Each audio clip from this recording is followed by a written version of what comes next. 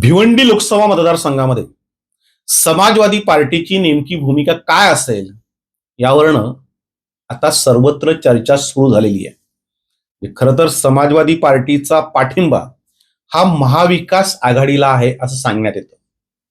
मागच्या वेळेस या समाजवादी पार्टीने भिवंडी लोकसभा मतदारसंघामध्ये उमेदवार उभा केला होता। डॉक्टर नुरुद्दीन अन्सारी हे उमेदवाराचं नाव होतं आणि त्यांना अवघी 2756 मतं मिळाली होती। त्यामुळे यावेळेस ते उमेदवार उभा करतील असं वाटत नाहीये।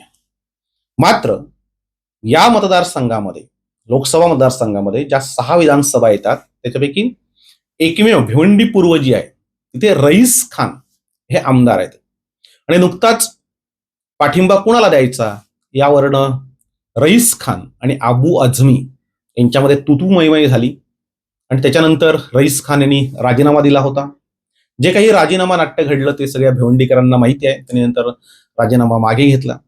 2 दिवसापूर्वी अबू आझमी यांनी बाळामामा म्हात्रे यांच्यासाठी एक मेळावा घेतला होता आणि त्या मेळाव्यामध्ये ठिणगी पडली आणि त्याच्यानंतर पाठिंबा कुणाला द्यायचा यावरून वाद झाला आणि मग तो राजीनाम्यापर्यंत वाद गेला। राजीनामा मागे घेतला गेला। मात्र आता नेमकं काय घडणार म्हणजे खरं तर काही लोकांचं म्हणणं आहे की कपिल पाटील जे भाजपचे उमेदवार आहेत त्यांना पाठिंबा द्यायचा, त्यांना मतदान करायचं, तर काहींचं म्हणणं आहे की नाही बाळामामा म्हात्रे यांच्या पाठीशी उभं राहायचं। खरं तर उमेदवार उभा राहिला तर जी मतदानाची आकडेवारी आहे ती आहे 2756।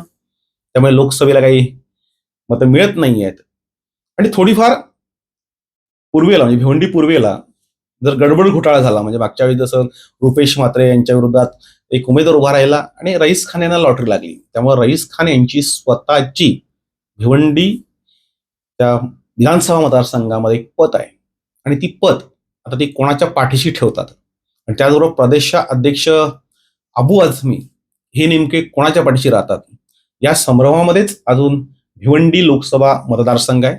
आता पक्षाचे जे अध्यक्ष आहेत अबू आझमी यांनी थेट या रईस खान यांना इशारा दिलेला आहे की पक्षविरोधी कारवाया ह्या कुठल्याही प्रकारे खपून घेण्यातल्या जाणार नाहीत।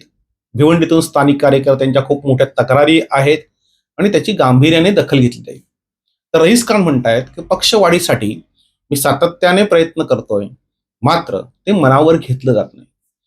आता प्रदेशाध्यक्ष अबू आझमी आणि आमदार रईस खान यांच्यामध्ये जो काही वाद झाला, जो काही वाद रंगलाय त्यावरनं अजूनही समाजवादी पार्टी नेमकी काय करेल हे सांगता येत नाही। खरं तर 6 विधानसभापैकी 5 विधानसभा या महायुतीकडे आहेत आणि एकच समाजवादी पार्टी ती जी विधानसभा आहे ती आहे महाविकास आघाडीकडे। आता त्या महाविकास आघाडीकडे असताना समाजवादी पार्टीमध्येच जर गडबड घोटाळा झाला तर तीही विधानसभा हातातून जाते की काय अशी शंका महाविकास आघाडीला आहे आणि म्हणूनच समाजवादी पार्टी ही शेवटपर्यंत आपल्या बरोबर कशी राहील या दृष्टीने प्रयत्न करणे हे आता खूप गडबडीचं आणि गोंधळाचं झालेलं आहे।